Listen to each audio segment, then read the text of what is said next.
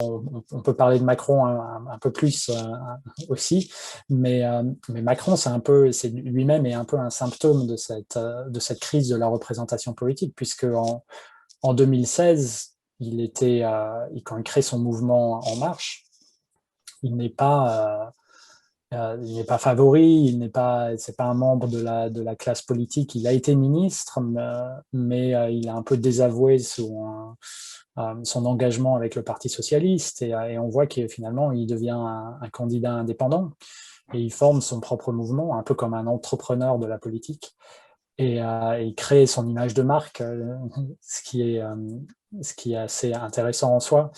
Et donc, on a un peu un symptôme de cette crise de la représentation démocratique en Macron lui-même. Donc, quand Macron arrive, ça rend possible, d'un certain point de vue, la crise de la représentation chez les Gilets jaunes, puisqu'ils se disent, ah oui, mais bon, voilà, maintenant on a eu des présidents à droite, à gauche et maintenant au centre, et c'est toujours la même chose.